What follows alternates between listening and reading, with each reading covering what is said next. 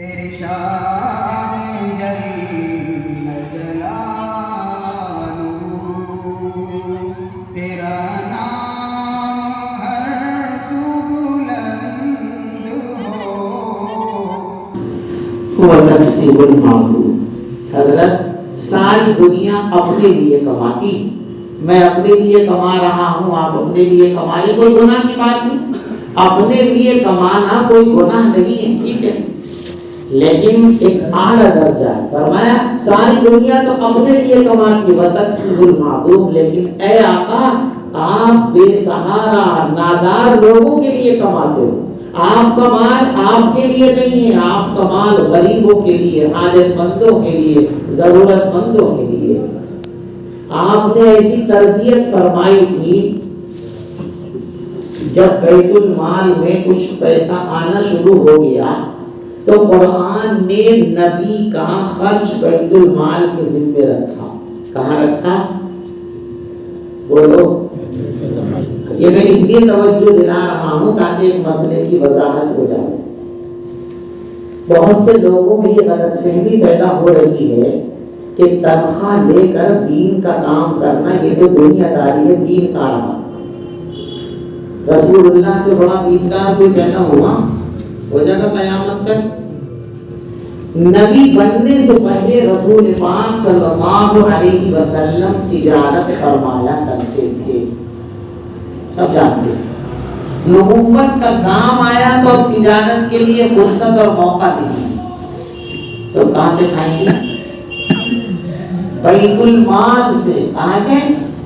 بیت المال سے، جو قوم کا پیسہ جمع ہوا ہے قومی نظام کو چلانے کے لیے، وہاں سے نبی کا خرچہ اور نبی کی بیویوں کا خرچہ۔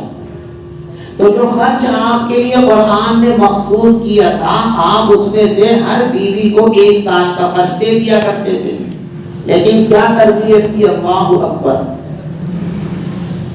جو آیا سال بھر کے لیے آیا، پتا تھا کہ سال بھر کے لیے ہے، اس کے بعد نہیں ملنے کا، اگلے سال ہی ملے گا، لیکن اگلے سال تک نہیں سوچتی تھی۔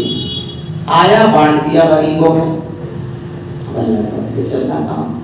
حدیث میں ہے حضرت عائشہ کے پاس بہت سارا کہیں سے ہدیہ آ گیا، باندھی سے کہا خوشیاں دیا، وہاں دیا، وہاں دیا، وہاں دیا، بٹوا دیا سارا۔ جب سارا بٹ گیا تب باندھی کہتی اماں روزے سے ہو اور شام کو افطار کے لیے گھر میں کچھ بھی نہیں ہے، سارا بانٹ دیا۔ اللہ کی وصیت بتانے سے کیا فائدہ، پہلے بتا دیتی تو کچھ بچا لیتے، اب تو بڑھ گیا تو بڑھ گیا، اللہ دے گا۔ یہ ہے بے سہاروں کا سہارا بننا۔ تو پیغمبر علیہ السلام کو وہاں سے ملتا تھا۔ صدیق اکبر بھی کپڑے کی تجارت فرمایا کرتے تھے۔ اب ان کو خلیفۃ المسلمین بنا لیا گیا۔ اب خلافت اسلامیہ کے نظام کو، یعنی دین کے نظام کو سنبھالنا ہے۔ اگلے دن وہ پھینچا اٹھا کر کے کپڑوں کی گھنٹی چلتی ہے۔ عمر فاروق نے پکڑا، کہاں جا رہے؟ یہ کپڑا بیچوں گا، بچوں کو روٹی نہیں کھلانے، کہ بچوں کو پالو گے تو یہ امت کو کون پالے گا؟ بچوں کے لیے کپڑا بیچو گے تو اس امت کو کون پالے گا؟ اس امت کو کون سنبھالے گا؟ ان کے دین کا کیا ہوگا؟ یہ تو پھر میرا کیا ہوگا؟ کہا تمہارا وہی ہوگا جو نبی کا ہوتا۔ جیسے نبی کے اخراجات قومی خزانے بیت المال سے چلتے تھے، آپ کا خرچ بھی وہیں سے چلے گا، اور مشورہ کر کے ان کی ایک تنخواہ، ان کا ایک روزینہ اور وظیفہ متعین کر دیا گیا کہ ہر مہینے یا سال، اور جب تک خلافت اسلامیہ چلتی رہی، دین کے خدام کی ضرورتیں سرکاری خزانوں سے پوری ہوتی تھی۔ خلافت اسلامیہ کا نظام درہم برہم ہو گیا، بیت المال ختم ہو گیا۔ اب بتاؤ، اگر یہ ائمہ اور یہ بخاری اور ترمذی پڑھانے والے بھی دکان پہ بیٹھ جائیں تو تمہیں مسئلہ بتانے والا کوئی نہیں ملے گا، بھٹکے پھرو گے، ڈھونڈتے پھرو گے، کوئی نہیں ملے گا۔ یہ تمہارے محسن ہیں کہ تمہارے چند ٹکوں پر اپنی زندگی وقف کیے ہوئے ہیں، تمہارے دین کو بچانے کے لیے 24 گھنٹے لگے ہوئے ہیں، اور چند ٹکے تم ان کو دے کر یہ سمجھتے ہو کہ ہم نے یہ خرید لیا، اور اوپر سے یہ بھی کہتے ہو کہ اب تمہارا دین کا کام نہیں رہا۔ اس کا مطلب تو صحابہ کا کام بھی دین کا کام نہیں رہے گا بھائی.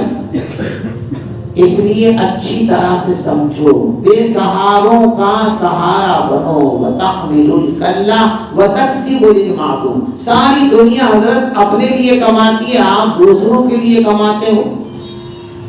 ایک دن عصر کی نماز پڑھانے آئے نبی پاک علیہ الصلوۃ والسلام.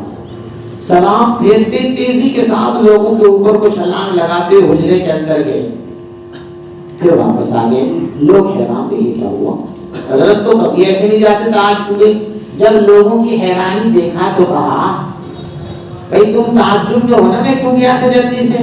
کہ نماز پڑھتے پڑھتے مجھے یاد آ گیا کہ گھر میں کچھ ایسا رکھا، میں نے یہ مناسب نہیں سمجھا کہ شام آنے سے پہلے پہلے اس کو خرچ نہ کیے جائے، تو جلدی سے گھر جا کر خرچ کرنے کو کہا ہوں کہ سورج ڈوبنے سے پہلے پہلے یہ غریبوں کو پہنچا دیا جائے، رات اس حال میں نہ ہوئے کہ ہمارے گھر میں مال رکھا ہوا ہو.